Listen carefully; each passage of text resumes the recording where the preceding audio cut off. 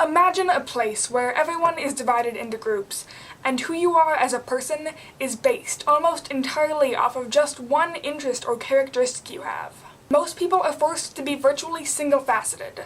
There are a whole bunch of different groups, and they're completely distinct, and there's a very clear hierarchy among them.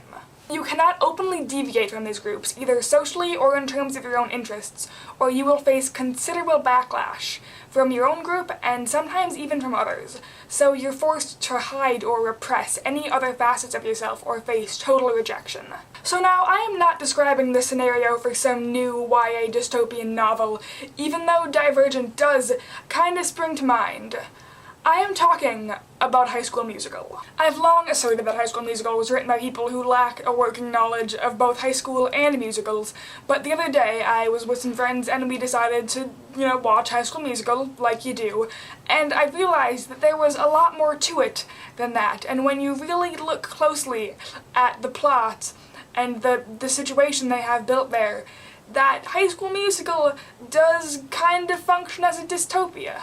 So I decided that this warranted some further research. I looked up a couple definitions of dystopias and found a couple of constants. Firstly, a dystopia has to be an imaginary state or place, and High School Musical definitely meets that criteria. I mean, I can't speak for every high school out there, but as far as I can tell, East High bears only the slightest passing resemblance to anything that went on in my school, and that's only in that, there were lockers and we had a musical. But that's really pretty much it as far as any kind of similarities or realism goes. Next, pretty much everything has to be unpleasant or bad. And I mean, even though it's not remotely realistic, it is still high school. And it's definitely worsened by their weird extreme clique system and that whole hierarchy that does arguably border into deprivation, oppression, and or terror. And this is the world in which our young, innocent heroes find themselves. They meet outside of this madness in a safe place at a ski resort, and then, against all odds, they are reunited when Gabriella moves to New Mexico to start at East High. But the trouble is, then they are back at school inside that dystopia where the powers that be conspire to keep them apart. But then, fueled by love, Troy and Gabriella realize that maybe the system is wrong. Maybe people should be allowed to have more than one hobby or interest.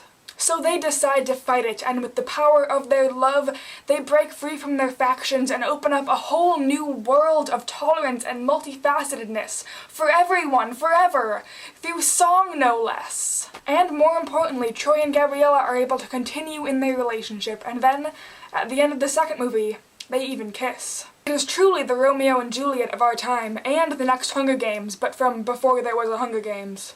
What do you guys think? I know it's just a little bit absurd, but let's talk about it in comments. I also do want to apologize for my sporadic uploading since Vita. I don't really have a very good excuse, so all I can say is I'm sorry.